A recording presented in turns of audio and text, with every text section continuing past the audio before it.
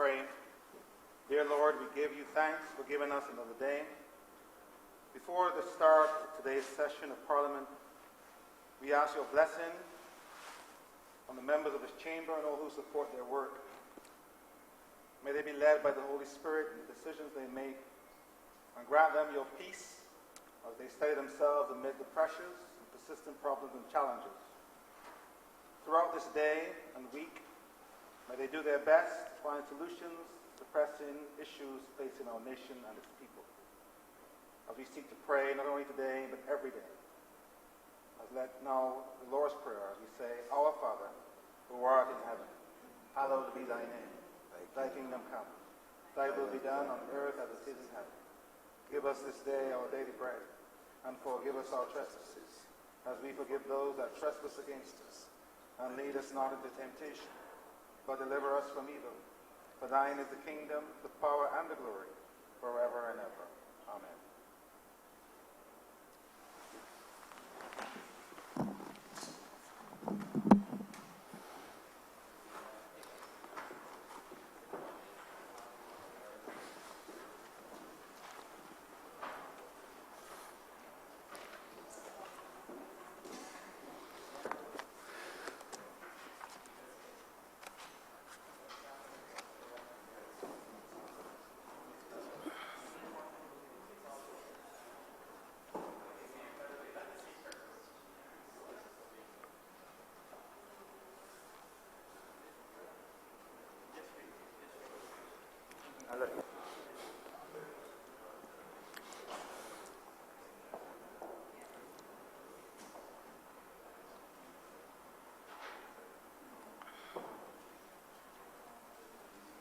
Set.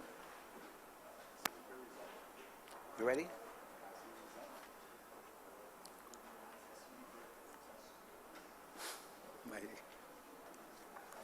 You ready? You ready? Okay. You ready? House is now in order. Minutes of the meeting held on Tuesday the 9th. Speaker, I beg to move that those minutes be taken as read.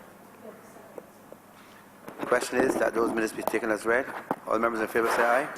Aye. Those against say no. I think the ayes have it. Announcements by Your Honour. Messages from Her Excellency the Governor General. Petitions. Papers. Mr. Deputy Speaker, I beg to lay the duties, taxes and other payments exemption Barbados Children's Trust Inc. ordered 2019. Also the audited financial statements for the Board of Management of the Courage and Parish School for the financial years ended 31st of March 2006 to 31st of March 2011, as well as the audited financial statements for the Board of Management of the Grantley Adams Memorial School for the financial years ended 31st of March 2008 to 31st of March 2010, as well as the audited financial statements for the Board of Management of the Ellerslie Secondary School for the financial years ended 31st of March 2009 to 31st of March 2013. Well, right. Government notices. Private members' notices. Notices of questions. Reports from select committees. First reading of bills.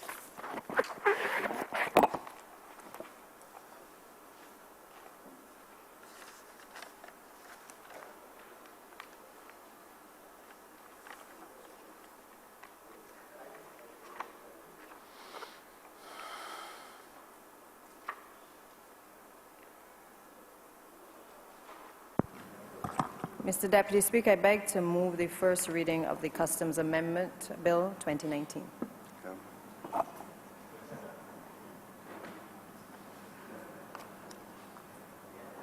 Question is that this bill be read the first time. All in favor say aye. Those against say no. I think the ayes have it. Statements by ministers. Congratulatory and or obituary speeches. Personal explanations. Motions for leave of absence. Oral replies to questions. Notice of motions for adjournment of the House on matters of urgent public importance. Orders of the day. Mr. Deputy Speaker, I beg to move the suspension of standing orders 6, 16, 18, 20, 42, subsection 5, 43, and 44 be suspended for the remainder of today's sitting. The question is that those standing orders so mentioned be suspended for the remainder of the day sitting. Those honourable members in favour say aye. Those against say no. I think the ayes have it. Government business is now the order of the day. Order number 4, sir, on the supplementary order paper. Again, the Honourable Armstrong, Minister in the Ministry of Finance, to move the second reading of the Customs Amendment Bill 2019.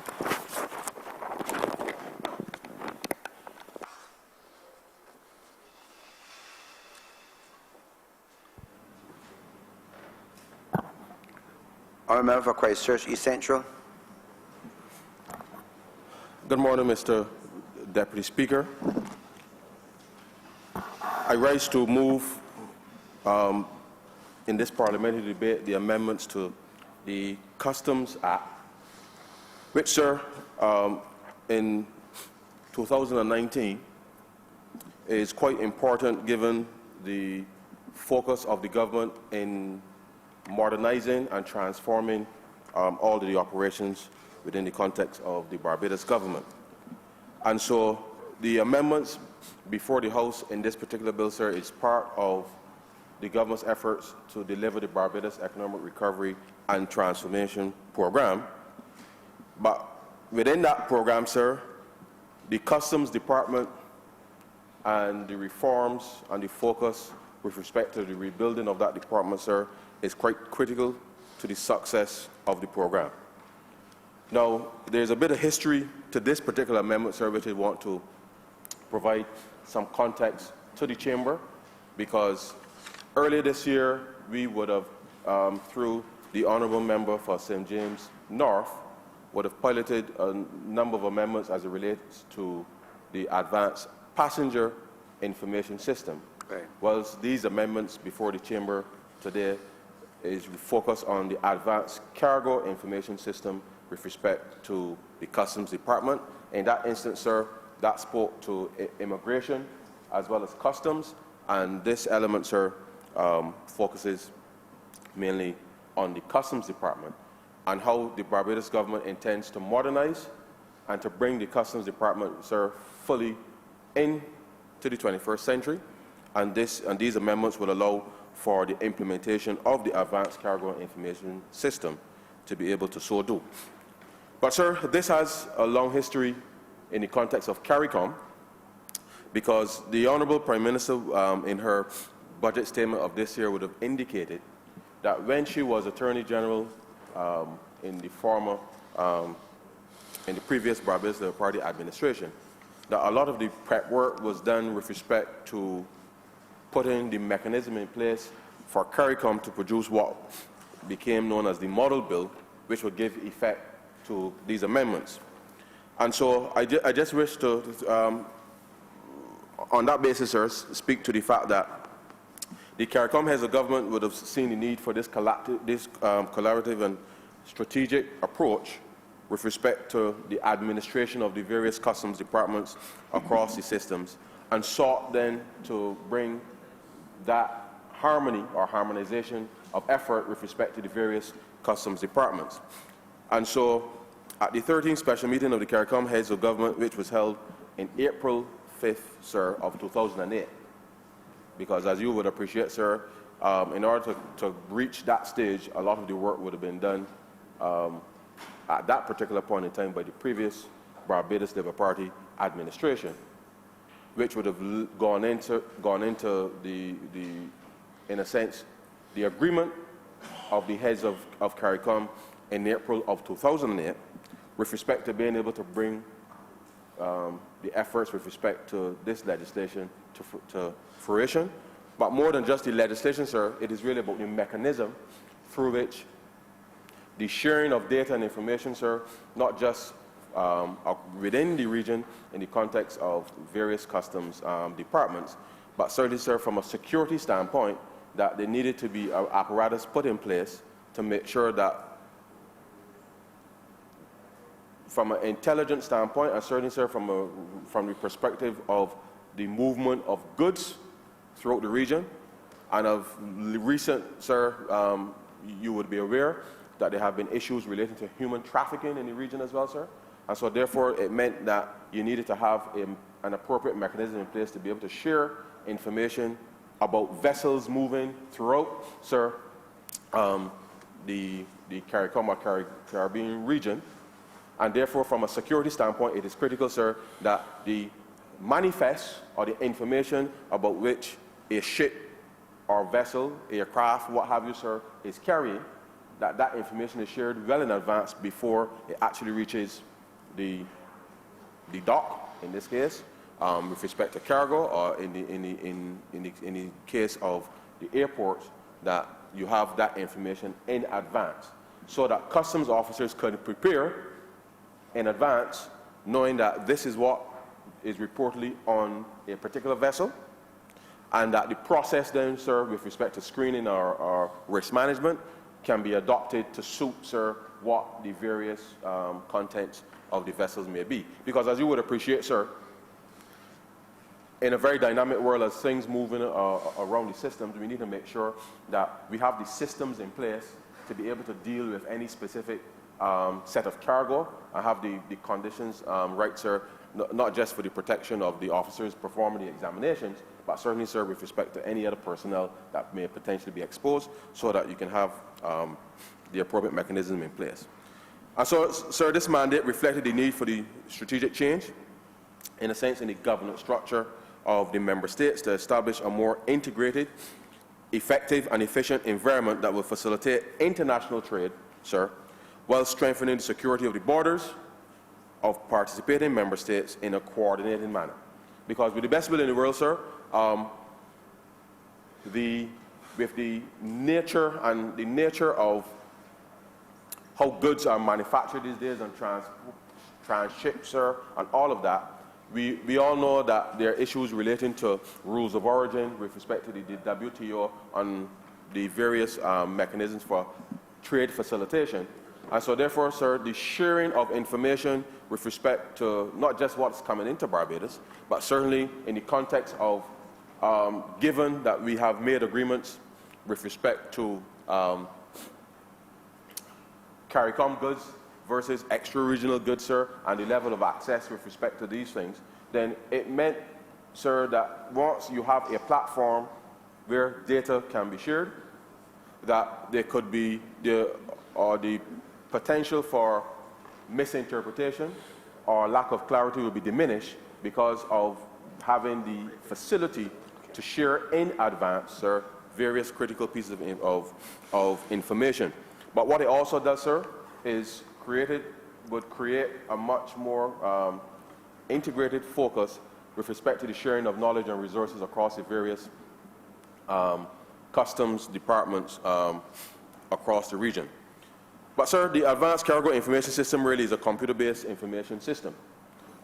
It has been developed by the United Nations Conference for Trade and Development, sir, which is UNCTAD, to track transport, equipment, and cargo.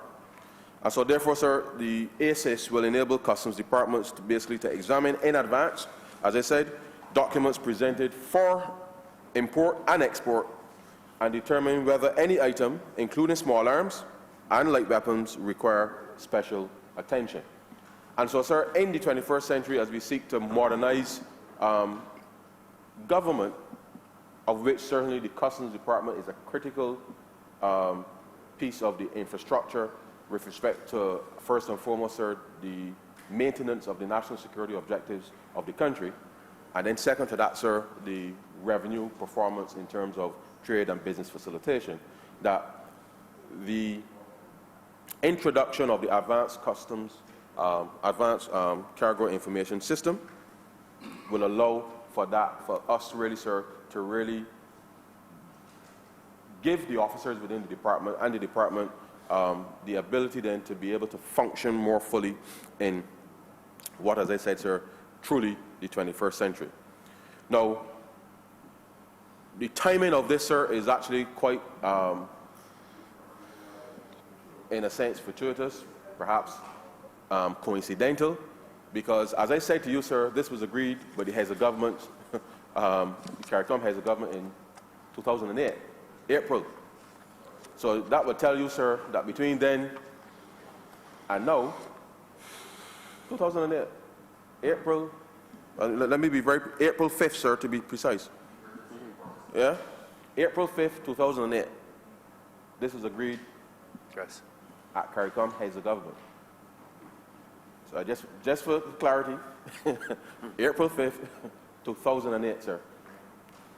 And the reality, sir, is, sir, that we know that certainly in the last 10 years, and certainly with all the complaints about what's happened with the Customs Department and the level of service, sir, and all of the issues with the movement to BRA or the non-movement to BRA, however you choose to put it, sir. The very basics with respect to the tools that officers would have required to be able to help advance their work obviously was not in place. And certainly, sir, there has been, certainly from no less a person than the Commissioner of Police, an admission that the guns that we are talking about, sir, in the country right now were coming through ports of entry.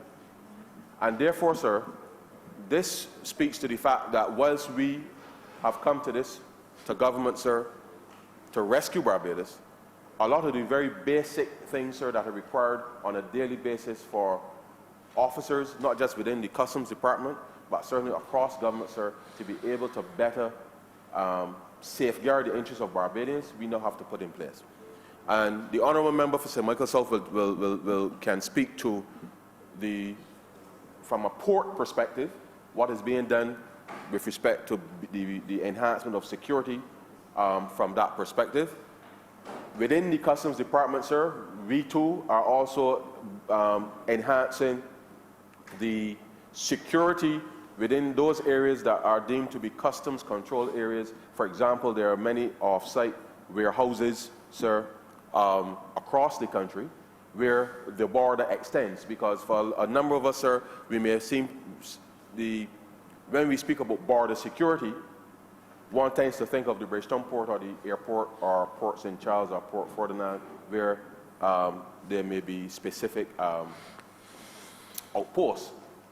But as the government over the years has sought to enhance the business facilitation element, there are a number of off-site warehouses where goods are processed and cleared. And therefore, the border extends to any area, sir, whether it is your premise that items may be unstuffed, or a particular warehouse, that you need to have the same security measures in place so that the standard operating procedures with respect to what happens can be no different to what happens at the Bridgetown Port or the airport or Port Ferdinand or Port St. Charles or any private warehouse, but wherever goods, sir, are processed and cleared, the standard operating procedure must be the same. Because the critical element here, sir, is to make sure that not just you have the sharing of information, but the same procedures are employed wherever customs officers are deployed to be able to conduct examinations. But, sir, that is the reason that is critical is because obviously the information that you are fed beforehand allows you to determine whether or not the risk protocol that you need to engage with respect to various entities. And to the extent, sir, that the analysis of said information with respect to risk, and in a real sense, sir, to make sure then that there's an ability to assess on an ongoing basis who potentially may be offenders with respect to the conduct of trade, that the department then is in a position, sir, to be able to, on a risk management basis, determine whether or not persons can continue with respect to being facilitated with business, and therefore it's something that is quite serious with respect to the national security objectives of the country. And so at this particular time, sir, as we have come to government, and we've sought to stabilize the economy over the last year. And as I mentioned, sir, a number of the structural benchmarks for this financial year really relates to the reforms within the Customs Department. And so having this particular piece of infrastructure, if you like, agreed since 2008, and we are now coming to office, sir, to really start to ramp up and the reform efforts and the rebuilding efforts, sir, within the Customs Department. These are but some of the things that are necessary, sir, necessary to bring Barbados into the 21st century. And as we speak, the consultants from UNCTAD, sir, on a slightly different track, are now on the ground, sir, to have the implementation of Asecura World, which, as you would recall, sir, the Prime Minister would have indicated in the budget speech in this chamber, that we were the first country in the region to introduce Asecura Plus Plus, the first country in the region to implement Asecura Plus Plus. But now we are the last, sir, the last, let me put it this way, we are the only country now in the region still using Asecura Plus Plus.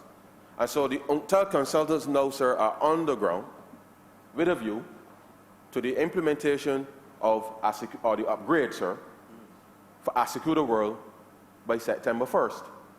Now, part of why all of this is coincidental, sir, is because whilst this was agreed by the heads of government in April of 2008, as you could imagine, sir, a number of CARICOM regions have already gone forward and implemented the Advanced Cargo Information System. So, in a real sense, sir, Barbados and the administration and the support, sir, that was required to help officers do their jobs in this country, we have been left behind, and therefore we are seeking to put these amendments before the House today with a view of making sure that we are in a position to, sir, as the UNCTAD consultants are here on the ground to implement Asecura World, and they'll be here for the next 6 months to make sure that everything moves smoothly, that we at the same time, sir, on a slightly different, on a parallel track, also augment that effort with respect to business and trade facilitation, with also implementing the Advanced Cargo Information System. Because the department, sir, needs the support, and I say to the public, sir, in that vein, that over the coming weeks, certainly the Customs Department is going to be reaching out to the various stakeholders with respect to what the implementation dates would mean, because the truth is, sir, right now, if something happened to Asecura Plus Plus, there's no support. And as you know, sir, with software, there's a length of time that the vendors provide support, because once they upgrade to a different system, they give you a period of time, sir, to transition, as we all know, before they stop the support to that system. And the truth is, sir, is that right now, if something was to happen to Asecura Plus Plus, there is no support available from UNCTAD, because they've stopped supporting it because they've upgraded and everybody has gone ahead, for the most part, sir, everybody in the region has gone ahead, upgraded to Asecura World, and Barbados is the only country still using Asecura Plus Plus. And so, sir, I've had a number of meetings with various sections in the Customs Department to impress upon them that the technology, sir, is not to replace anybody. It is a tool, sir. It is a tool that must be used wisely now within the 21st century to do a better job with respect to the national security objectives of the country, and then on the second point, sir, to enhance the revenue collection of the Customs Department. And therefore, the experience, sir, of those officers which have built up over the years will be supported, sir, now with tools that actually helps them to be able to do a much better job than what might have been entertained in the past. And so that the public, sir, I'm through you, sir, will ask the public to bear with the Customs Department, because with the best will in the world, sir, over the last 5-6 years, the department has lost about 200 officers approximately. And we do not have 200 customs officers available to just deploy overnight. And therefore, part of the process with respect to rebuilding the department will involve training. Part of the process, sir, will involve the introduction of technology. And so the message to the various stakeholders, and the message certainly in the context as I've had with the officers of the department, is that yes, we have recognized that you need staff, and we are putting the various mechanisms in place which are already started to bring staff, but as you know, sir, it takes time to train people before you can deploy them. And therefore, we are in a situation now, sir, where we are trying to, as effectively as possible, redeploy and redesign the processes with respect to the Customs Department and what they're doing, supported, sir, with the technology, because it is the use of the technology and the approach and the uses of risk management approaches is what is going to allow us now to truly leverage the experience of those officers within the department, such that the strain with respect to how work is managed and processed will be done over the next few months. And so there are several things that are going to be happening within the context of the Customs Department over the next few weeks and months, of which the Advanced Cargo Information System, sir, the implementation of the Advanced Cargo Information System is a critical part. And so as the UNCTAD consultants are here to implement the upgrade to Asikuda World, the timeliness of this introduction now of the Advanced Cargo Information System alongside that, sir, will go a long way with respect to being able to better serve the department's ability to better serve the national security objectives of the country, as well as better facilitation with respect to business and trade. Now, all of this, sir, is being done in the context where, at the moment, and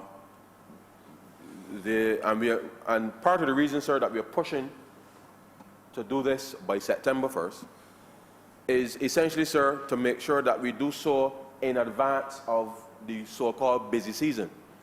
Because having no support, certainly for Asikuda ++,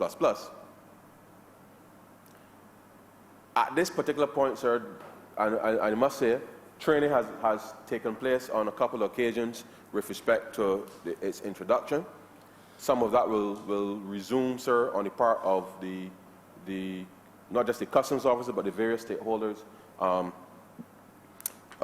who utilize the Asikuda system. But simultaneously, sir, we have to make sure that we do this in advance of the busy season, which is the back end in the year, simply because we want to be in a position, essentially, sir, to switch off Asikuda ++ and turn on, in a sense, Asikuda World.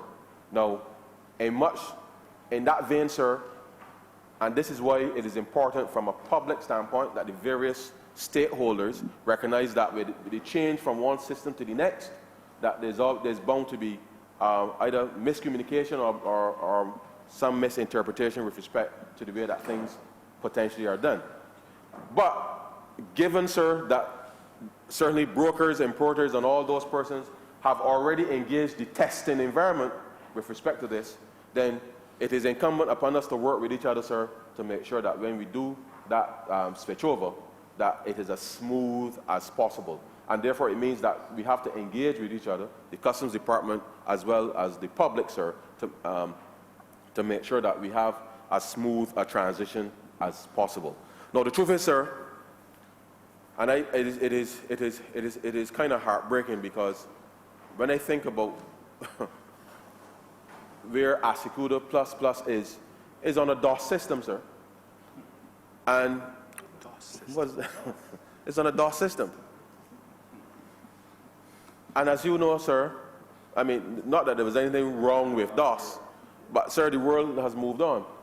And therefore, the introduction of Asikuda World allows then us to be able to leverage all of the various platforms to access and engage data, because as we know, as a government seeks to modernize and build up our systems, right now, we are limited by the access, in a sense, in terms of what Assecuda++ could do. And the reason that people would have moved, in a sense, to Assecuda World is because, sir, it is accessible from a cloud-based perspective.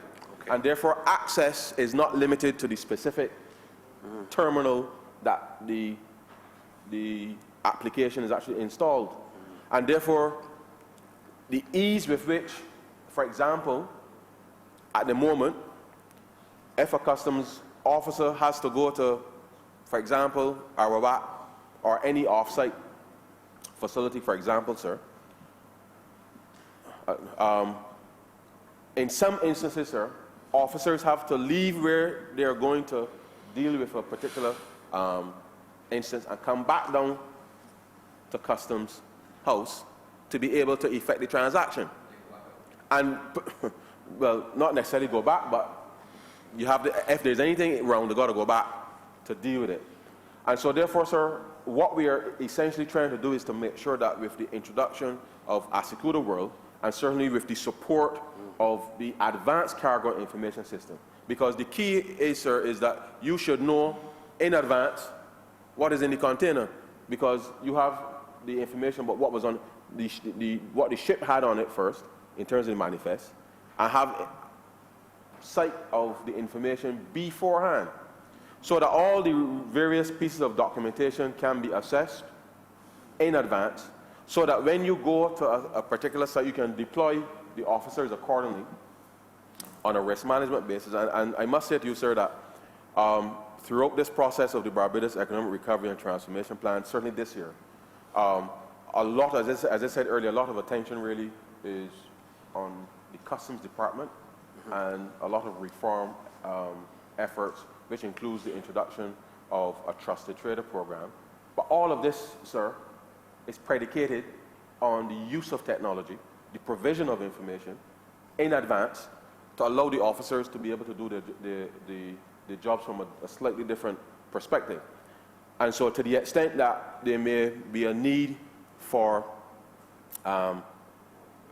intense examination of containers, cargo, what have you, with the introduction of the scanning capability, certainly at the Bridgetown port, as well as with respect to the scanning at the various warehouses that where goods are cleared, including the courier sheds, the post office, and similar areas, that once those protocols are in place, you have the advanced information up front, and therefore it is the use of all of that data and information, sir, that will make, in a sense, determine whether or not there needs to be a very detailed examination with respect to any particular container or the items. And so therefore, the standard operating procedures, sir, that will now be employed because of the introduction of the scanners to support, which will be supported by the information and the data that will be presented in advance, will then allow customs officers and the Customs Department to be able to, on a risk management basis, focus then on what are those areas that they need to be able to deploy, rather than on a routine basis where, because of a lack of information, that you have examinations, but those examinations could have been, and I use this term very, very sparingly, avoided, because one still has to, on a continual basis, make sure that the risk protocols that you have in place, that you have to test them. And so therefore you still have to have a randomness with respect to examinations. But it must be done, sir, in a context where you're supported by data, supported by information, where, as we will say, sir, we will trust, but we must verify.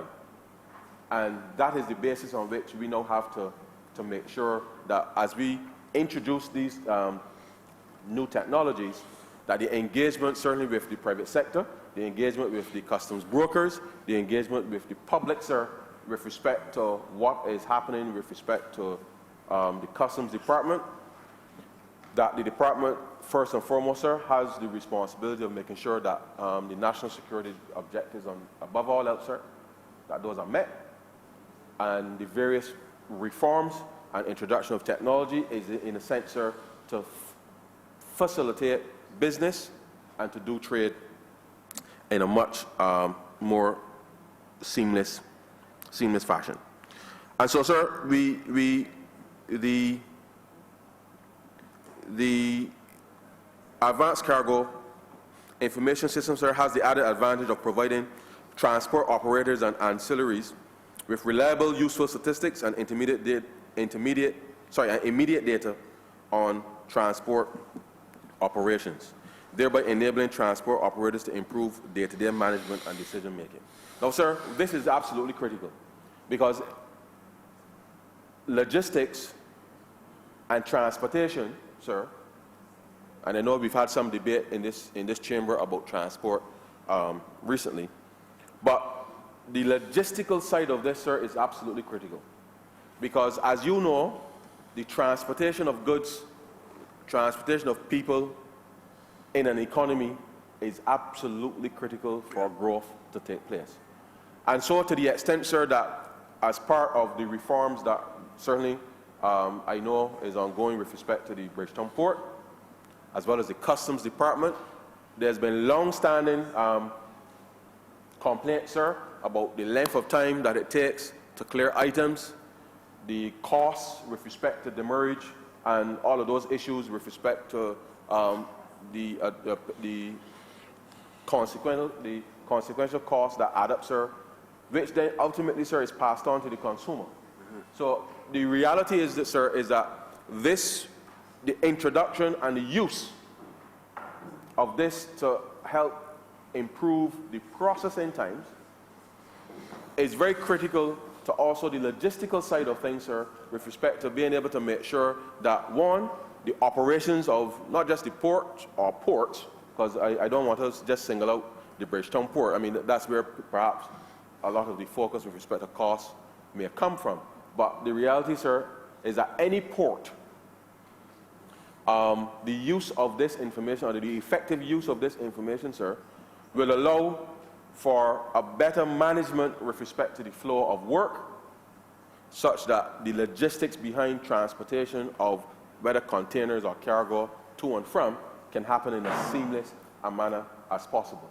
And that is why, sir, as I said, these things are necessary to be able to bring Barbados into the 21st century.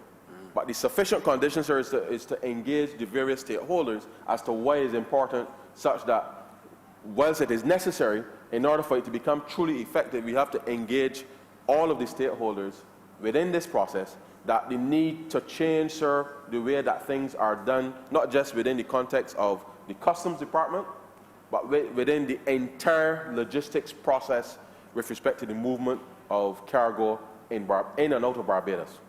And so therefore, it is on that basis, sir, that we will move forward to try to impress upon persons that the change in the nature of how things are managed and done ultimately, sir, will redound to the benefit with respect to the cost of living in the country.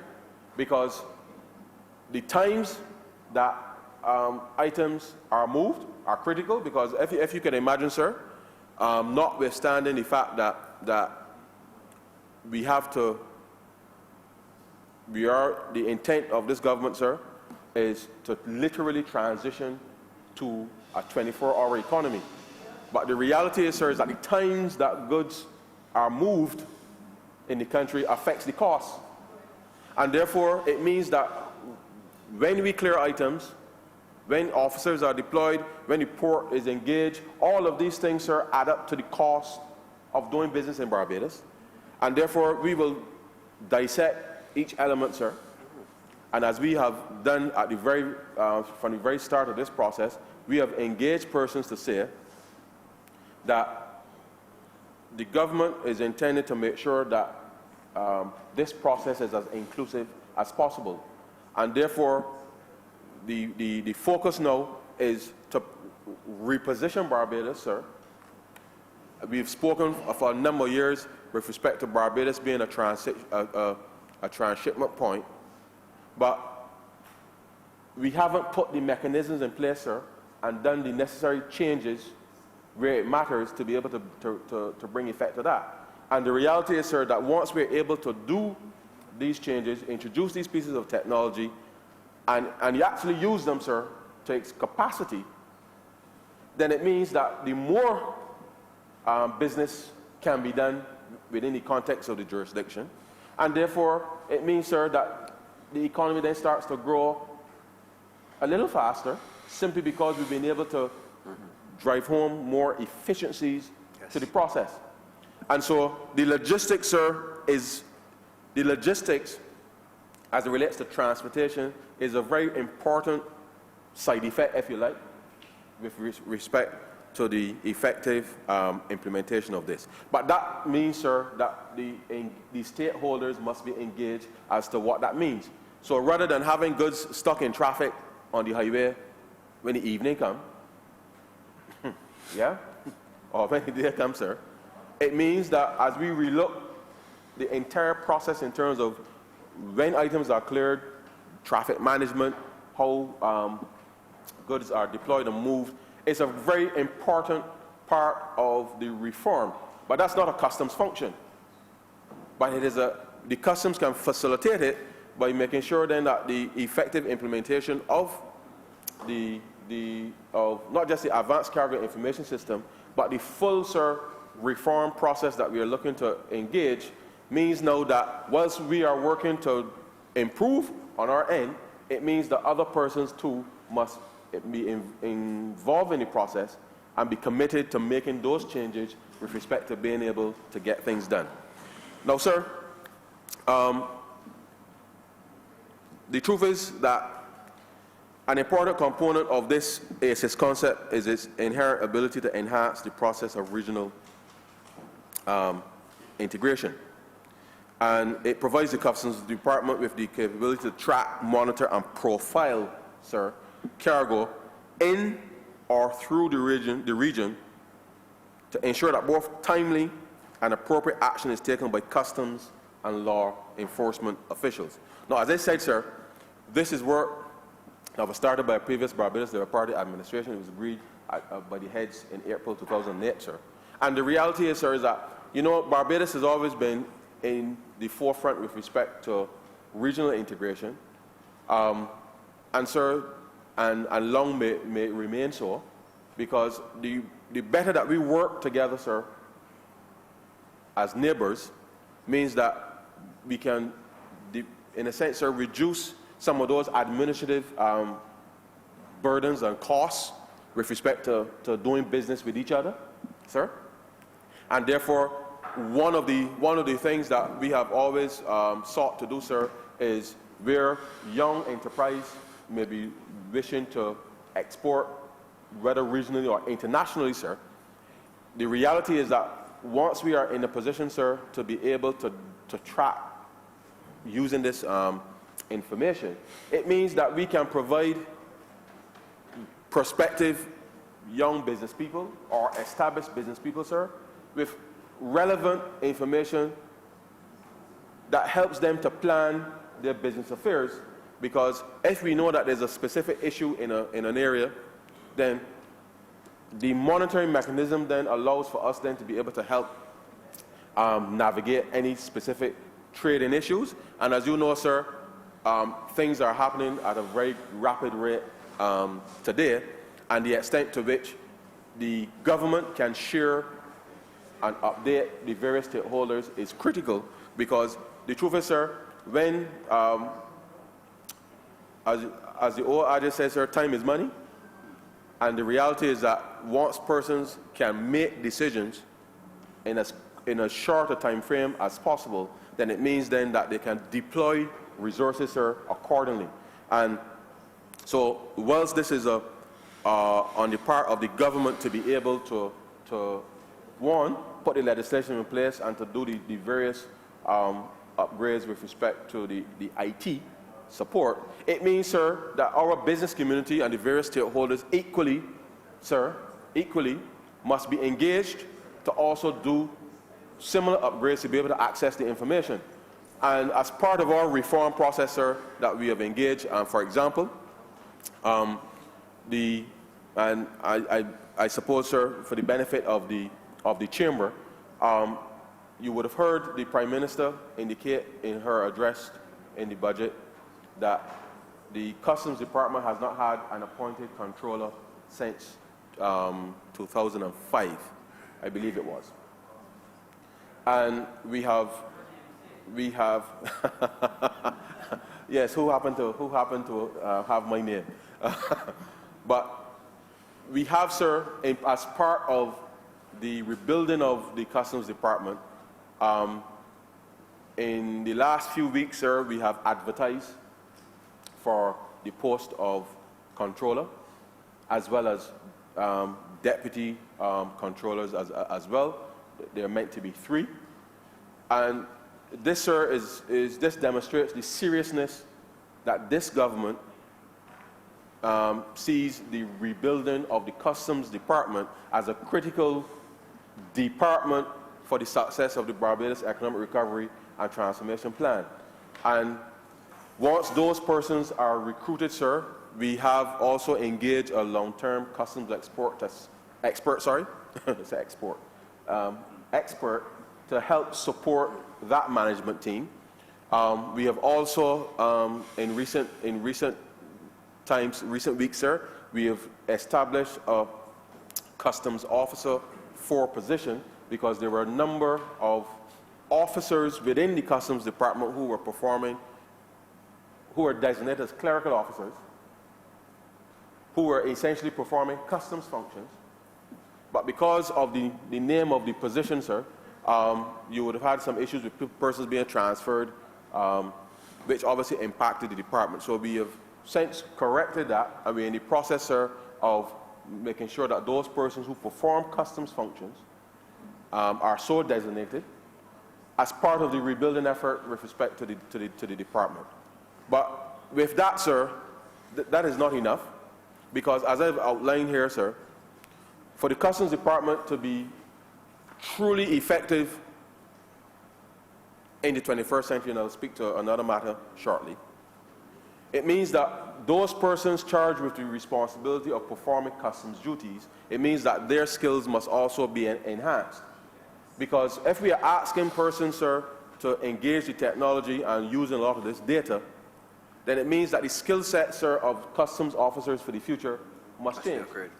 And therefore, sir, we are seeking to try to attract to the Customs Department persons who have an IT background and persons who have an accounting background who can be trained to become customs officers, because those skills, sir, are critical for allowing Barbados to be truly effective in using all of this data.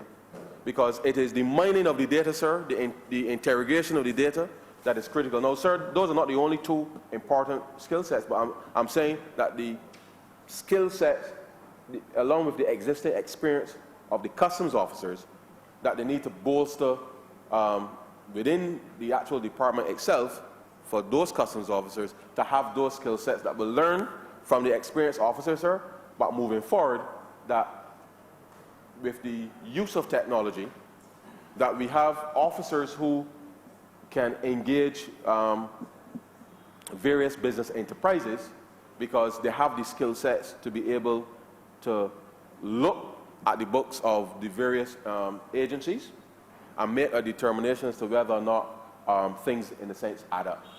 And those are 2 very critical skill sets that we want to attract to the Customs Department, not to be in the IT section or to be in the account section, you know, sir, to actually be performing customs functions.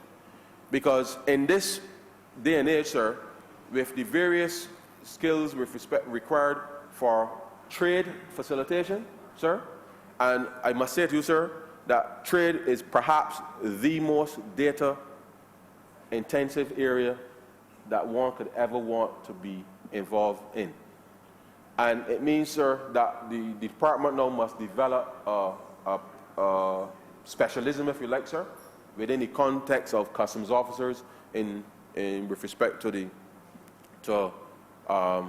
effective management of the department, so that those skill sets now become very important to build up within the department. So on the one hand, sir, there will be some training to be able to help those officers who have that capability to become much more proficient.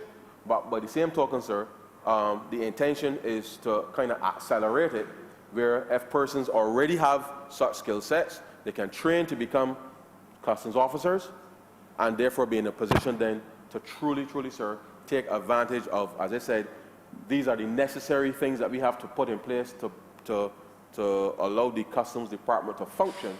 But then the sufficient part, sir, is to have the human resource capability to actually utilize these systems.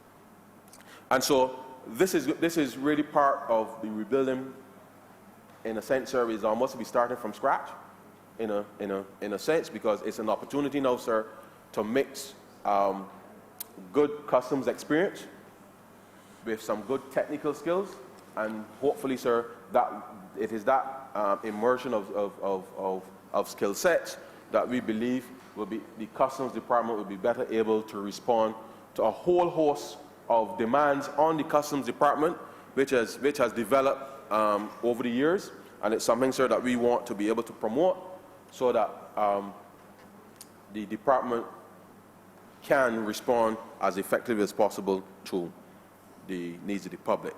Now, sir, having said that, I want to say that during the last administration, with the proposed move to the BRA, something interesting happened. The IT section of customs was moved to the Barbados Revenue Authority. So the section that deals with Asecuda++ and actual customs work was moved to the Barbados Revenue Authority. Now, some clear act of wisdom, having moved it and then left the rest of the persons behind, for the last few years now, you've had this back and forth between the Customs Department and the Revenue Authority with respect to the administration of customs work. Now, sir, what that has done is, in a sense, it has impacted the ability of the department to function. Now, as you can imagine, sir, if you are accustomed, if we have a protocol in place where we can make the necessary adjustments on the spot, in a sense, in a real sense, or in a, let me put it this way, in a timely manner,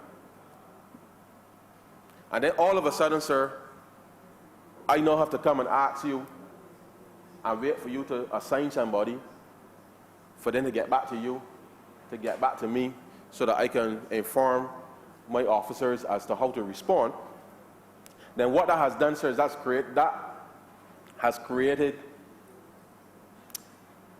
an administrative, but also a real practical delay and cost to doing business in the country. And so as part of this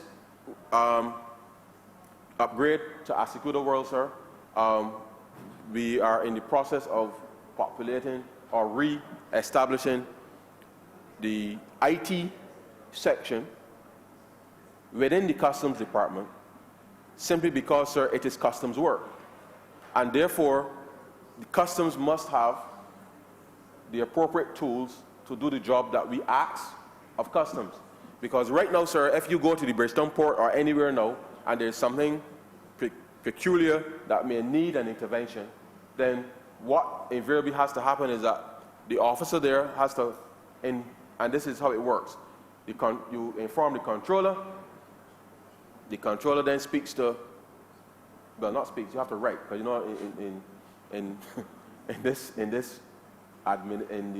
the way that government works, you have to write the controller, then the controller writes the revenue authority, the revenue commissioner then designates somebody at the revenue authority to be able to then respond to make sure that the customs officer who's at the border right now, sir, trying to clear those items, that those items are cleared. Now the truth is, sir, that could never make sense under any circumstance. And so it's a situation that we came on phone, but our way of dealing with it is to make sure that when the Asicuda World goes live, that the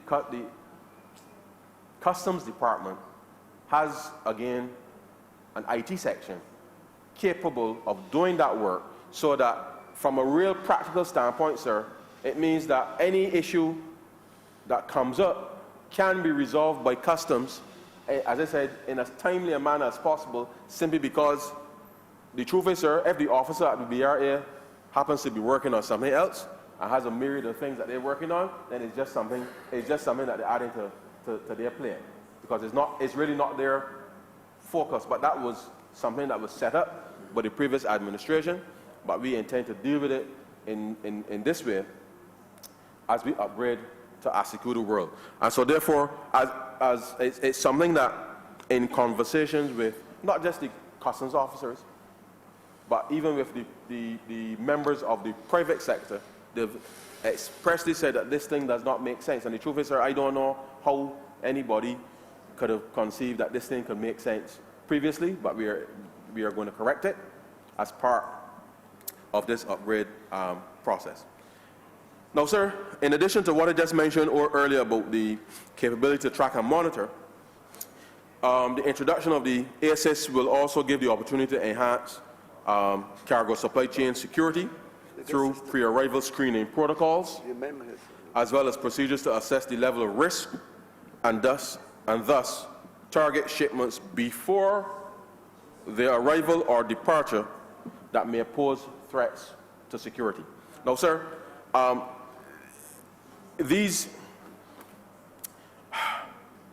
one would think that in 2019 that this would be something routine, because as I said, sir, this is the prep work that we would have done leading up to its agreement in 2008 at the heads of government.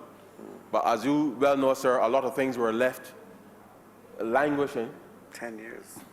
And so a lot of what we are trying to do now, sir, is in a sense to play catch up, but we can catch up.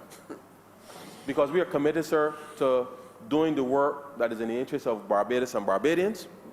And we are going to do the things, sir, that would allow officers across government to do the best job that they can do in the circumstances, and support, sir, the rebuilding, not just of the Customs Department, but the rebuilding of processes and procedures right across government to make sure that we are focusing, sir, on having a good delivery of public services across the board. And so these amendments, sir, to the Customs Act, Cap 66, sir, are critical. These amendments are critical for us to be able to implement the Advanced Cargo Information System. As I mentioned earlier, sir, the UNCTAD consultants are on the ground with respect to the upgrade for Asicuda World. The implementation by the Joint Regional Communication Center, JRCC, sir, who, with the introduction of the Advanced Passenger Information System early this year, sir, will work alongside to make sure then that these systems are integrated with the UNCTAD consultants on the ground, and so that we have persons working as efficiently as possible, because there's nothing worse, sir, than asking the same persons to be focusing on 2 or 3 different things, hearing kind of different messages. So the reality is now we're trying to coordinate, sir, the implementation of these systems so that the integration is as smooth as possible, such that the public over the coming months, sir, and certainly with the switchover from Asicuda ++ to Asicuda World, will have an immediate impact, because obviously it's a change of system, and therefore it means that once the standard operating procedures are agreed, then it will, of course, mean that things will be done differently. And I am happy to say, sir, that it is certainly our focus, and I've done a tour of the airport, I've done a tour of the seaport and a number of other areas, and I've impressed upon the officers that part of the upgrade, sir, is to get rid of the paper. And it's not just to get rid of the paper, but because the paper is kept, sir, in the environment that the officers are working in, it really does not lend, as you know, paper collects dust, sir. And once you have these large amounts of paper around the place, then invariably it will have some impact on persons' respiratory systems. And it is something that, as part of the transition, that we have to, in a sense, sir, sensitize persons that part of the way forward, not just from an efficiency standpoint, but certainly from a health and safety perspective, and that the concern, obviously, given when you look at the complaints with respect to for respiratory matters across the board, sir, it means that these paper files and the way that we are doing things, sir, is in effect contributing to ill health. And to that extent, sir, the introduction of this technology, we want from inception to make sure that, one, not just the officers themselves, but the various private sector stakeholders come to the appreciation that we have to employ the full use of the system so as to allow for greater efficiencies to come from the Customs Department, but certainly, sir, that the paper that is kept in the offices, not just in Customs, but certainly across the board, in terms of government, that is completely eliminated with respect to the management of this, such that persons will clear items digitally, electronically. They will submit all of their documentation. All of the necessary legislation is in place with respect to the acceptance of digital signatures as authorized signatures, the provision of information digitally. It is there, and it is now incumbent upon us now to see that change management through, to change the culture of the piece of paper. Now, it doesn't mean that people can't print stuff, but you can't, the idea here, sir, is not to engage the system then to print everything off. That doesn't make sense. It means that we have to, throughout the very immediately after implementation, part of our monitoring in a sense of the implementation of the system is to make sure that persons don't fall back into those habits that they're comfortable with, and that we see the change through both from the government side but also from the side of the private sector. And this is a critical thing because we don't want to spend all this money and have all this capability and we still doing the same habits, which, one, increases the processing times, right? And if you're increasing processing times, then it means that you're increasing costs with respect to what's happening with the logistics, as I mentioned earlier, the movement of goods in and out of the various ports or warehouses, what have you. And so it is critical that one of the tangible things that we set in train from the beginning, and we monitor it to make sure in post-implementation that the habits that people are comfortable with, that they don't fall back to. It's something that we have to be very mindful of. And so the amendments here, some of them speak to the fact that there's a requirement for, in advance, for the master of ships or the captains of ships to be able to provide the various pieces of information to the controller in advance. And the definitions, as you can see here, Clause 2 speaks to what the advanced cargo information means, and it says it means a manifest or an area bill, a bill of lading information or data as settled in the first schedule in respect of cargo and stores, including all imports, exports, in transit, and transshipment of goods, or B, any package of which there is no bill of lading or area bill on board an aircraft or ship. It speaks to the definition of break bulk, bulk cargo, cargo manifester, cargo reporter, carrier, consolidator, freight forwarder, long haul flight, short haul flight. And all of this, sir, speaks to the various, in a sense, the various ways that cargo is received in Barbados. As you well know, sir, that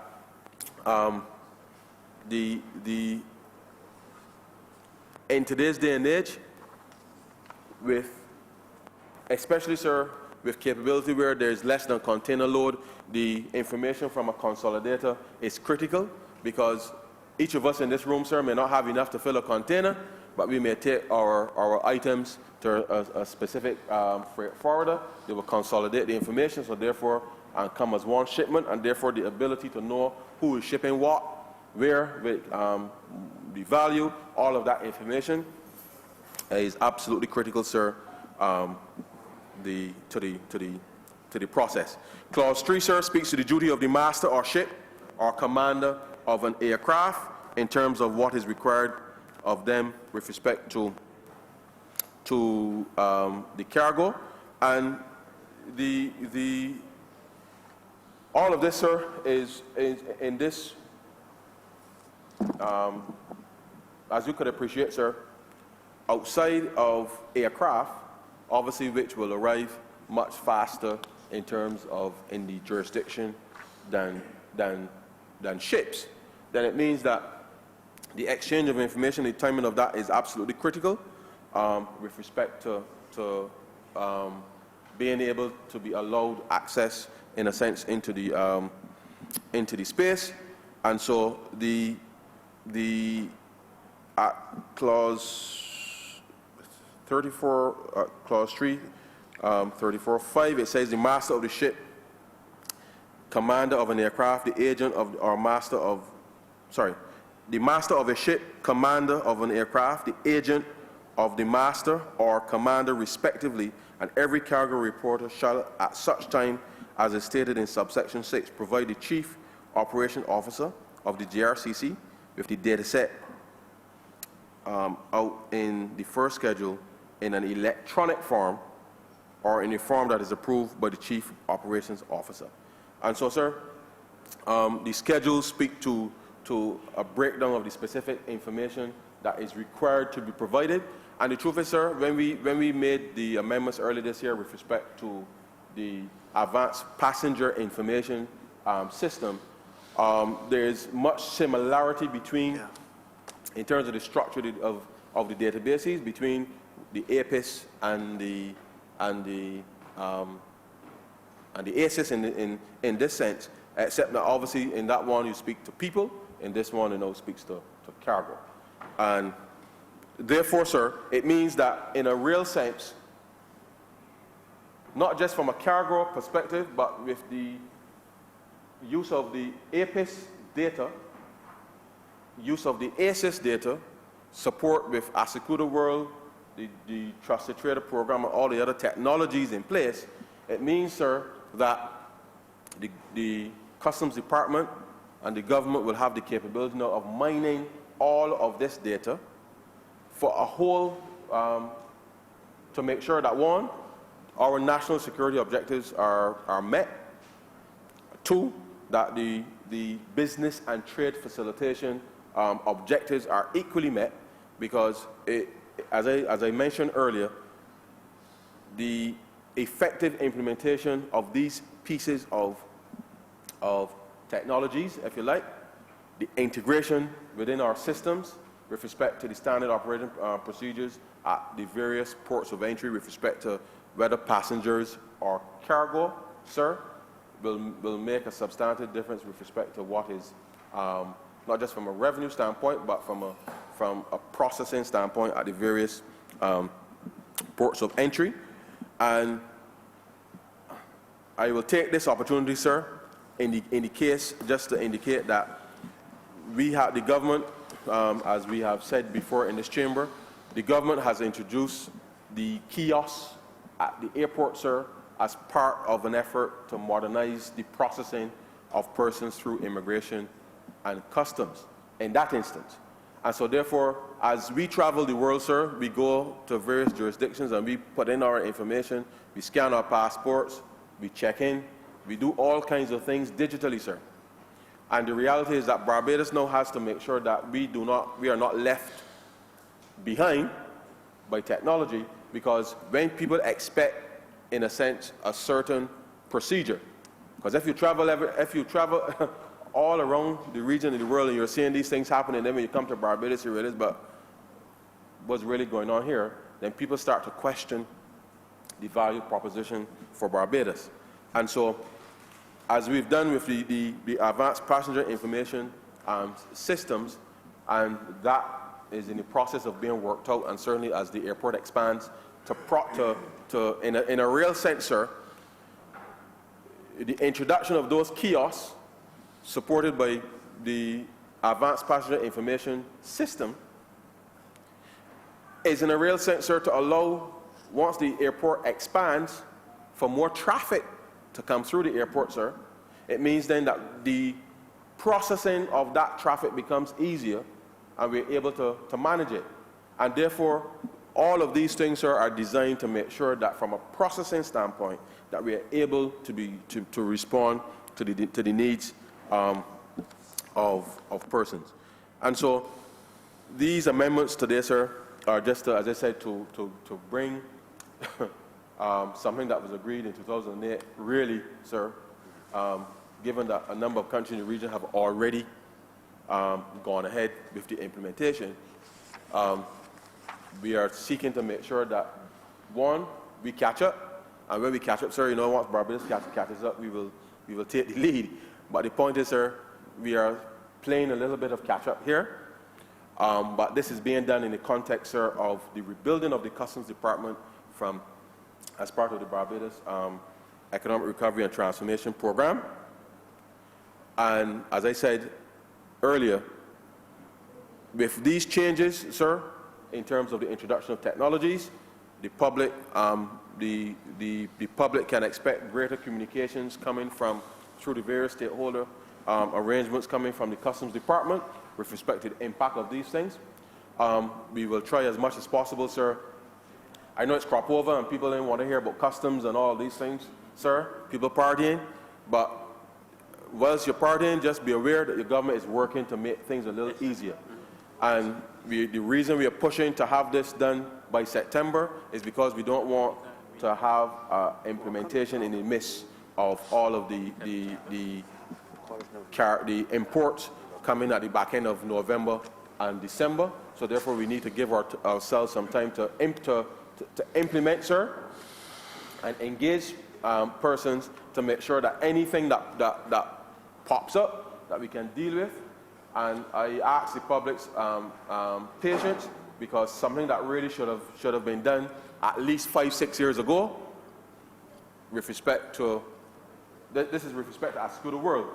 As I said, this ACES legislation that we're debating was agreed by the heads of government on April 5th, 2008. So it is more than 10 years that we've had this lying around. And the reality is, sir, that we have to get our act together. And in getting our act together, sir, we are simply putting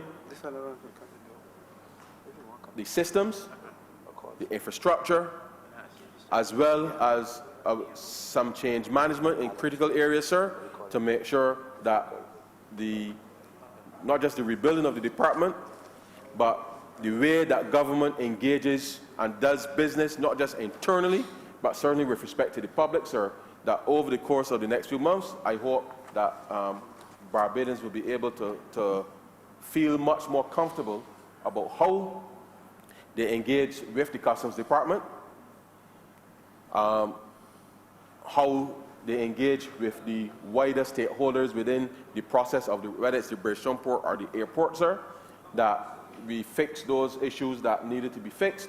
And whilst we can't do everything all at once, sir, we are seeking to make sure that we just have an approach to this reform effort that is measured, is consistent. But I must say, sir, that Barbados,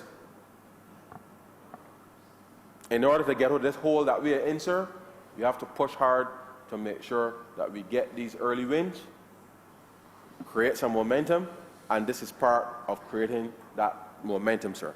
Because I want to be out of this hole as quickly as we can, and this is critical with respect to the changing of the arc or the trajectory for the Customs Department, because over the last few years, sir, much of the officers feel as if they're stepchildren, or outside children, as we would say, sir. And the reality is, sir, that it's not a good feeling, because a lot of the critical things that needed to be done, that would have been done internally, in a sense, were taken away, so they felt hopeless. And as part of our rebuilding effort, sir, I want to give the assurance and thank, sir, the officers for their work up until now. There's still a lot more to be done, because as we implement not just the Asecuda World, but this ACES platform, as well as the Trusted Trader. And I want just also to speak to the fact, sir, that the wider discussion with respect to the electronic single window, sir, where all the government agencies will be, in a sense, sitting on the platform. The Asecuda World is the foundation element. And there's been a lot touted in the past, and the truth is, sir, that without reflecting too much on what those guys would have done, the reality is, sir, that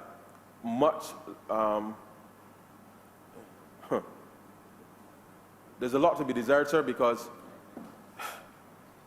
when you think about the fact that there were announcements and pronouncements and this and that, sir, but then when you really probe, there was nothing but, truth is, sir, money was spent. Money was spent. But there was nothing that you can go and touch, feel, sir. But, sir, over the next few weeks and months, the work will continue. And it is our contention, sir, that once we continue to do the work on behalf of the people of Barbados, that the success of the Barbados Economic Recovery and Transformation Program, sir, would be assured, but we have to continue to stay the course, sir, with respect to seeing the reform efforts through. And it is on that basis, sir, that all of the long-standing work with respect to what has been left languishing is a clear focus, sir, with respect to the provision of leadership, with respect to the Customs Department, and this government is providing that leadership and assurance to the officers that their circumstances, sir, will change simply because there's active attention with respect to the rebuilding of the Customs Department. And this is going to be a journey. There will be a new Customs Act, sir, and we hope that will come in September, which work is being done to complete that. And at that particular time, sir, I hope to be in a position to give the House a much more fulsome report with respect to the reform efforts with respect to the Customs Department. And with those few words, sir, I wish to ask that this bill be read a second time. Very well. I must say that was a very excellent presentation. Very excellent presentation indeed. But the only thing I didn't hear was the fact of training as you go to a paperless society. But I guess as you wrap up, we will be able to talk about that. The member for the City of Bridgetown. Thank you, Mr. Deputy Speaker. I rise to give full support to this bill, a bill to amend the Customs Act, which would facilitate the implementation of the Advanced Cargo Information System. And while I recognize the important role that customs play in relation to revenue collection, I want to focus my brief remarks on a fundamental role that customs also plays, which is that of security and border security in this country. And it would be remiss of me if, as one who is grounded in security, if I did not speak to this bill in relation to the overall security regime of this country, because this is part of and parcel of that regime. And I must say that I am really happy that we have reached this point finally, where we are bringing this legislation. And I'm happy because I believe strongly that for too long, the security of our country, and indeed our region, were seen to be the responsibility of other players. And I really welcome the occasion that piece by piece, we are beginning to take hold of the responsibility of our own security, and this is part of that as well. And for that, I think that this is really deserving of being here today, and I give it my fullest support. Our security regime encompasses air, sea, and land, and I would even venture to say, certainly within the last few years, that we ought to be looking at cyber security as well, because that is becoming a serious threat, not only to national security, but it is an international threat. And that is an area that we have to focus on as well. As far as air security is concerned, the APIS and the ACIS will be the cornerstone of that response, and also the fact that immigration and customs or border security officers play a vital role in that regard. But you see, we have again the same two structures, as well as a coastal radar system. We have the Coast Guard and the Marine Police, who also respond. And on land, it is the domain of the Royal Barbados Police Force and the Barbados Defense Force. However, the glue that holds all of this together, or the engine that drives this process, in my view, is really our border security. Vitally important, the ears and eyes at the borders, and now the technology that we'll be able to utilize at the borders for the benefit of this country. So that, having already adopted the Advanced Passenger Information System, and we did that prior to the commencement of the 2007 World Cup, we've now reached just past a decade later to be able to do the same for cargo. And the other aspect of border security, one which is often overlooked, is that of port health. Public health. Our public health at our borders is extremely important and must be constituted, or rather must be seen as an element of the whole national security structure. And once we have all of these in place, and we take ownership for these systems, I believe that as a country, we will be in a very good position to provide for the safety and security of our citizens and for all persons who reside on this rock. Now, in terms of customs, we started, first of all, with the Asicuda system, as was referred to, the Asicuda software, which is an automated system for customs data. And we are in the process of upgrading that system, because that system is going to be the platform on which the Advanced Cargo Information System will be built.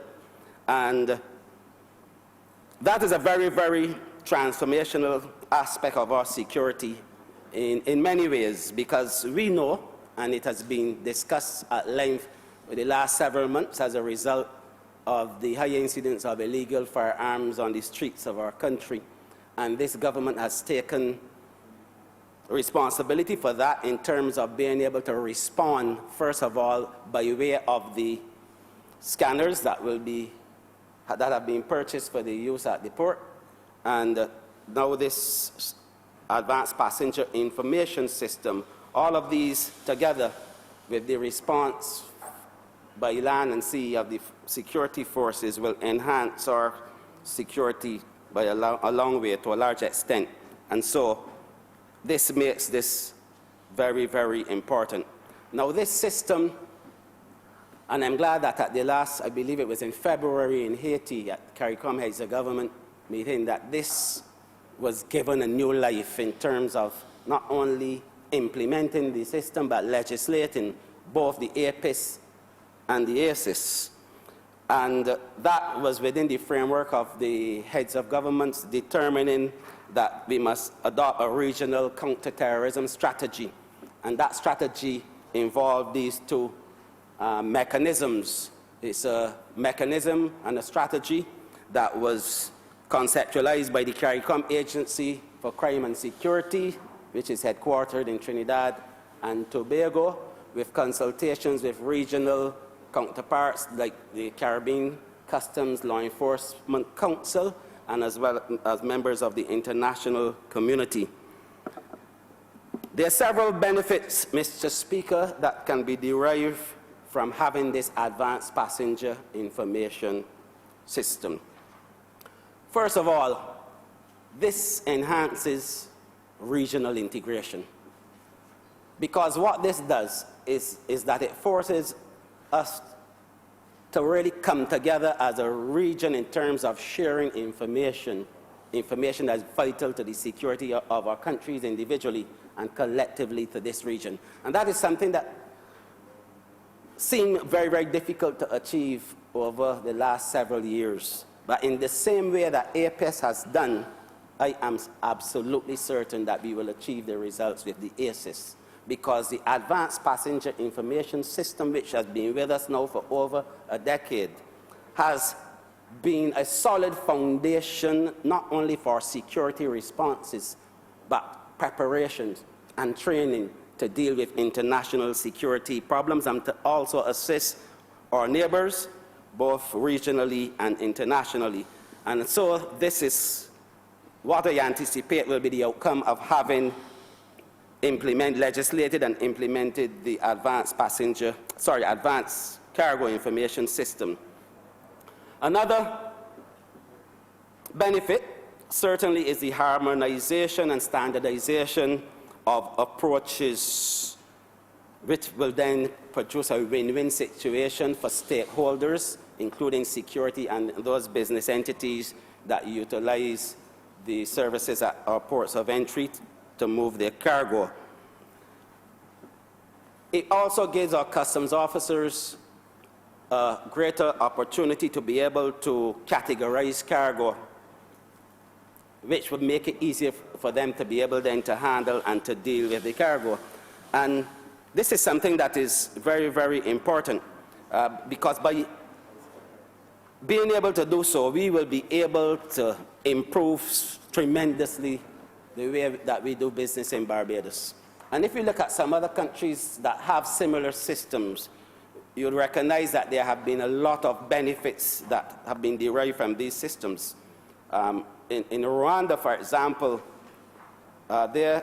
just with a single window system, they recorded the following results, that whereas it was taken back in 2010, 11 days to clear goods from the port, that was reduced to 34 hours in 2014 by having an electronic system. And also the volumes of cargo that were being inspected increased from 14% in 2012 to 42% in 2014. So there's no doubt at all that this is going to really improve the way that we do business in Barbados and will certainly lead to economic development. But legislating the advanced passenger information system on its own is not going to do it. Not even having the implementation of the system. There are certain key things that are essential if we want to succeed in this project. First and foremost, there must be the political will. And that is something that I believe was lacking over the past several years. And this Barbados Labour Party government is now demonstrating that we have the political will to do it, first of all, by legislation, and then secondly, by implementation, by the purchase of the system. So that is important here. I was happy when the Honourable Minister indicated that there will be a communication and coordination plan with stakeholders in the coming weeks, because this is vital. This is not going to work if we do not have those conversations. It's not going to work if we do not coordinate these activities. And we know we've had some difficulties and challenges with other systems that we've tried to implement, and we must learn from any errors made in terms of the implementation of those systems. Additionally, I believe strongly that there should be a reasonable time for the implementation of the system. I'm happy that we're going to go past August. And as important as the system is, and it really is, and beneficial not only to the economy but to the security of the country, we need to be able to do this with some timelines that would facilitate proper implementation. And the other thing that I would like to speak to is the fact that this is not something new. There are other countries that have implemented this system. And it would be in our interests, Mr. Speaker, if we would collaborate and cooperate with those countries to see what issues they had in the beginning when they were implementing the system, what issues they have now, so that when we put our system, when we roll out our system, that we would roll out a system that will not have any serious hiccups and that everything will proceed smoothly.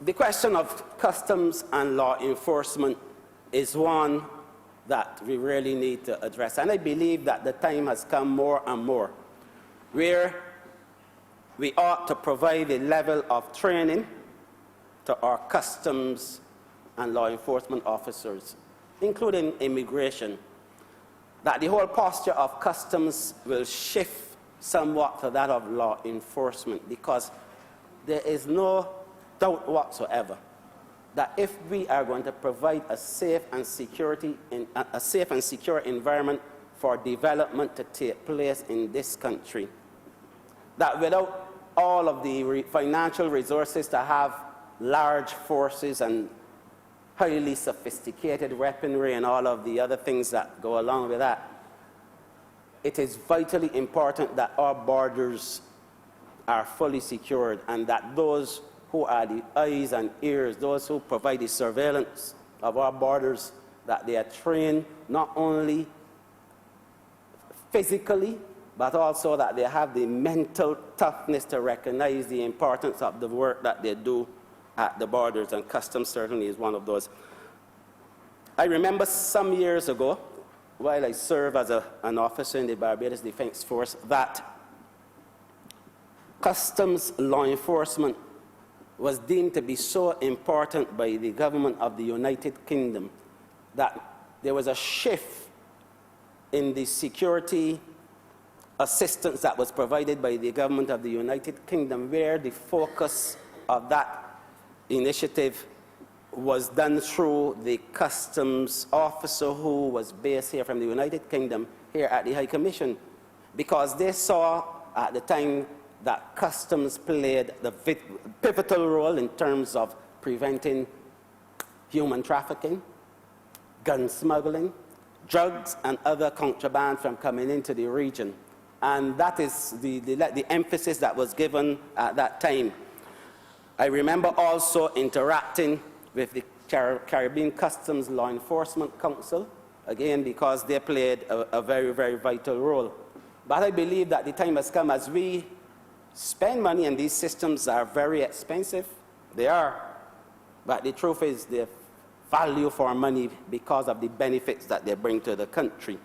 And I believe the time has come where we perhaps have to step up a notch at the regional security system level. And that is a level the RSS has been there for us from the early 1980s. And a lot of the security structures that we have in place now at the CARICOM level, I think that they were born out of initiatives coming from the small regional security system of which Barbados is a member state. And I think the next level now has to encompass discussions and also facilitations with customs and immigration within the RSS space so that we have a coordinated and a collaborative approach to security in a comprehensive and holistic manner. And that is the only way that we as small territories would be able to fight against those issues that individually may be beyond our capacity, but certainly collectively we can do something to mitigate the dangers. And finally, cybersecurity, which will impact on some of these very issues that I was addressing here just now, including our systems. That is a real serious threat, and one that we need to pay some attention to, not only in this country, but regionally. And I know for sure that there have been cyber attacks within our CARICOM space, without going into any details. And we certainly do not have the capacity to deal with something like that on our own.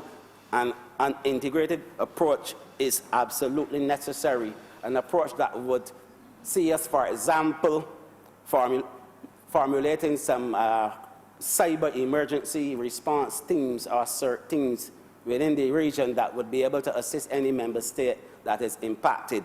And that, like I said, is vital, because the very electronic systems that we are depending on to do a lot of things can be attacked. And so with those few words, Mr. Deputy Speaker, let me say that once again, that I give this amendment my full support. I think it is something that's absolutely necessary. It might have been long in coming, but better late than never.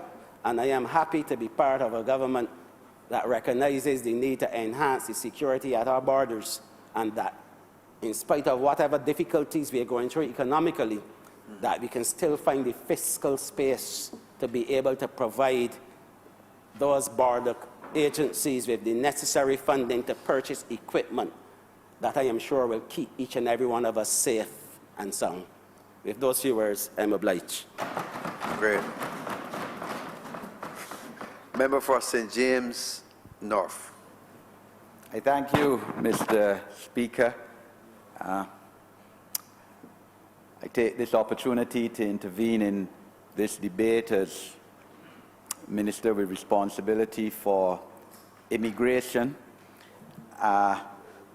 I will not speak for, certainly not for the whole 30 minutes, as you yourself, Mr. Speaker, and I commend the Member of Parliament for Christchurch East Central. East Central, yes. I mean, it's not often that a presiding officer praises a speaker. He has essentially covered all the areas, buttressed by the security expert of Parliament, the member for the city, because this debate has obviously implications both for on the economic side, in terms of fiscal certainty and improving our collection of duties at the port, customs duties, but also it has serious implications in terms of border security. And both of my colleagues here who have so far contributed to this debate, spoken eloquently on each of those matters. But I believe I should also take the opportunity to intervene as Minister with responsibility for immigration. As has been said by the Honourable Member of Parliament, Christchurch East Central, this legislation seeks to bring into line the provisions for submission of advance information as it relates to cargo entering Barbados with what we recently passed through this Parliament in terms of passenger advance information on passengers in January earlier this year. This is key, sir, in an age where security is so fundamental to a country's future and progress at national level at regional level and at international level, because the world, sir, is getting smaller and smaller every day. We are part of a regional system, sir, and our vulnerability is shown on a daily basis as small island states, part of a CARICOM member nationhood, sir, all intertwined with each other. Our borders are very susceptible to guns, sir, drugs, and other illegal processes. And in an age of technology, sir, the world becomes smaller and smaller each year in terms of accessibility of those who don't mean as well. So we can't look at issues as Barbados being an island unto itself, sir. We have to be concerned as a region in terms of security. And as both speakers have said and have emphasized, our regional security is paramount, and this has certainly been one of the focuses of the heads of government at recent conferences, especially with the accession as a head of government of the Honourable Prime Minister of Barbados 13 months ago, sir, as leader now of the CSME implementation. So, sir, we are addressing this fundamentally, and I'm proud to be part of a government that understands that this is a fundamental aspect of our development, that we don't only look at the economic side, sir, that we don't only look at the social advancement of our people, sir, but we also have to look at border security, national security, and protection of our people. So we all know that, look, we have a crime surge, sir, that none of us wish, and that all of us, both inside this parliament, sir, and out of this parliament, have to be concerned about, sir. Because all your socio-economic gains can be removed in a short time by criminal insecurity, sir. We've spoken about this many times in this parliament since coming into office, sir. And we are fighting against a situation where, for the period between 2008 and May 2018, sir, what has been correctly termed the last decade, that the then government essentially surrendered itself to influx of illegal goods, cargo, whether it's guns, drugs coming in through not only our main ports of entry, sir, but otherwise. Let's deal with the main ports of entry, sir, where you have a situation, as has been said both inside and outside this parliament by honourable ministers, that you're only screening 6% of the cargo coming into Barbados through the main ports, sir. I mean, you look at the odds, sir. I mean, this is not a case of thinking that 20% is greater than 80%, sir. This is not even that case. This is 6% now we're dealing with of the goods being screened, sir. And absolutely unacceptable. You would have heard, sir, the public, we would have told the public that new scanner for the port costing millions of dollars, I think about $40 million, sir, has arrived, sir, and this, of course, will improve the systems of security, sir, because people still need the technology, the equipment to be able to do their job.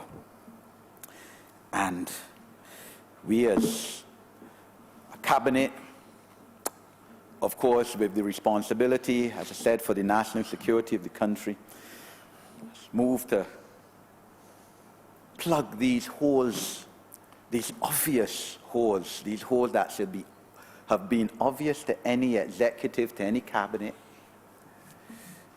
led by responsible people, so elected by the people of the country, to have filled, but yet remained unfulfilled for, what, I think about 5 years, one scanner working at the port. Now we have the second, another one being repaired, sir. So these are fundamental issues, and this debate, sir, this amendment to the Customs Act, in addition to buttressing the economic grounding and regime of our country, as we have to do as a government, also seeks to enforce and strengthen the national security of Barbados. The definition of advanced cargo information, of course, is stated in the amendment in Section 2, and it's wide. It means a manifest, an airway bill, a bill of lading, information, data, set out in the first schedule to the AXA, and the schedules, of course, set out all the data that is required. It intentionally follows, as I said, the advanced passenger information amendments to the Immigration Act, which we would have brought before this Parliament a few months ago, sir. Similar information is required on the issue. The data comprising the advanced passenger information is outlined in paragraph 3, sir, of the amendment. All the data that is required to comprise this information, sir, and all of this is fundamental to our advancement. A list of the passengers and crew on the aircraft or the ship which accompanies the cargo has to be given, and of course this information is submitted to the Joint Regional Communications Centre, of which Barbados is a part, which in fact is based in Barbados, a regional organization, and they have the mandate, the expertise to process this information and to keep this information for a 7-year period, sir. 7 years is normally the period internationally whereby security information and other information of this type is kept by the relevant authorities. And of course, the Joint Regional Communication Centre would have the responsibility of informing our intelligence agencies of any persons on any regional or international watch list of persons who are suspected or who have been involved in criminal activity on a previous occasion. This information will be conveyed to our intelligence agencies, sir. And of course, there are time frames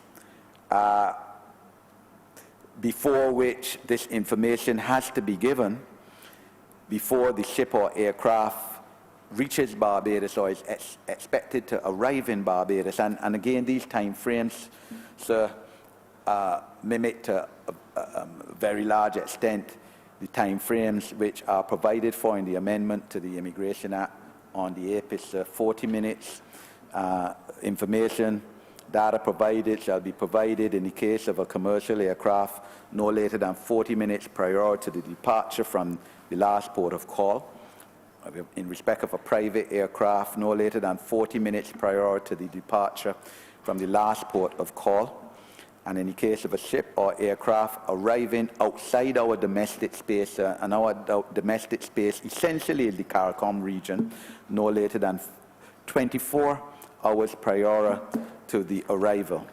In the case of a ship or aircraft arriving from a destination within our domestic space, the CARICOM region, no later than 1 hour prior to the arrival. This is sufficient time, sir, for the JRCC to process the information and to inform our border security and national security authorities of a possible threat in terms of person traveling with the cargo. Sir, the Honourable Member for Christchurch East Central would have spoken to his personal involvement in looking at the Customs Department and touring there, sir. All of us have been given strong urgings by our leader, the Honourable Prime Minister, to roll up our sleeves and get involved. Don't leave these things to happen, chance. Up to yesterday, I would have, as part of my final tour of all the post offices in Barbados, visited the airport cargo area, sir, and would have spent some time there critically examining the processes involved in cargo coming into Barbados through the airport, the security that is dealt with, the security issues that are dealt with in terms of examining that cargo, sir. Seeking to assure myself that there were no possible breaches in that, making recommendations for possible improvements, sir, because we all have to be sure. I mean, to err is human, sir, but we have to be as sure as possible within our means that we do not allow more guns, more drugs to come into this country than are in already, sir. Because this humbugging everybody, and this is not the way that we want Barbados to progress, indeed the way that Barbados can progress and move towards its rightful place in history and in terms of world leadership, especially in terms of small island developing states. So I'm satisfied that all of us are on board on this issue, sir, of national security. The goods that are in transit or to be transferred to another ship or aircraft for re-exportation shall be shown separately, sir, and distinct from those goods that will remain in Barbados having come in. The Act speaks, the amendment speaks towards a fine, sir, $50,000 for breaches of this data information supply, sir. There's also provision for the authorities to be able to detain, the ship or aircraft if the data or information is incomplete or is not forthcoming, sir. And this is obviously in line with good governance, sir. But on the issue, obviously, of clearly of fiscal advancement and fiscal and governance and economic development, sir, the Honourable presenter today has spoken in terms of the importance of this and the place of what we're doing today in terms of our trade network as part of a global enterprise, sir, and the need for us to develop as an economy, as a country, sir, to improve our productive sectors and to totally facilitate Barbados as a trading station within both our region and the world. And this is important, sir. We've lost ground, as I said, sir, in the last decade, declining from number 72 in terms of ease of doing business to 133 out of 160 countries on May the 24th last year, the date of the election, sir. We've improved slightly, sir. I believe we went up to 129 by the end of last year.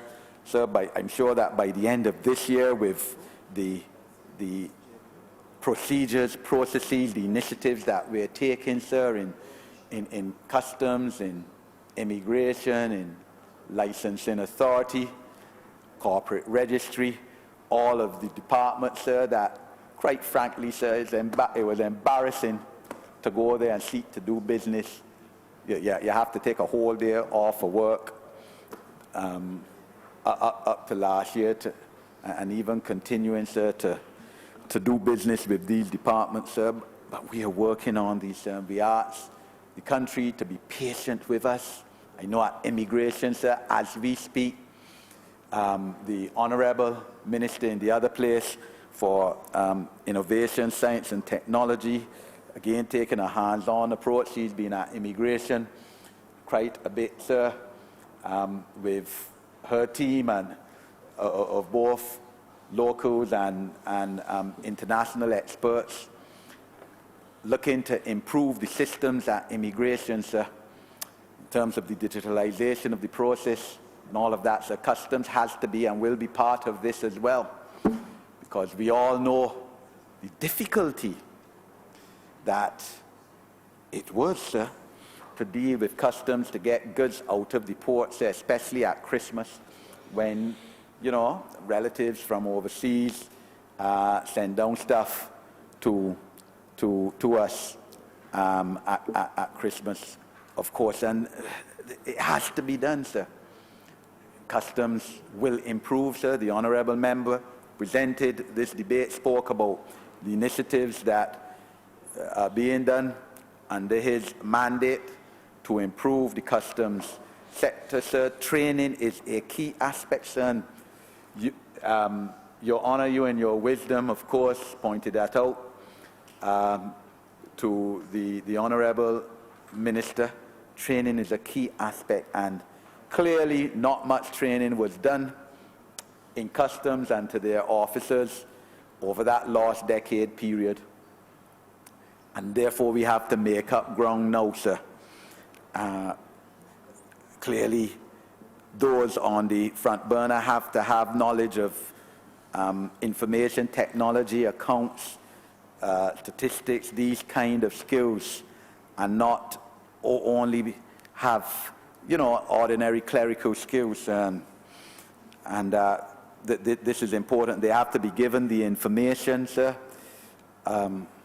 allowed to grow and be given the opportunities. It is not always, sir, and I think sometimes government with a big G, sir, has failed our people in this regard, that the public servants, the public officers have not been trained in the processes surrounding their work as could have been done, sir. And, you know, I suppose previous governments or governments might have said at various times that the finance not there, sir, but the cost of not training officers is greater than training them, sir.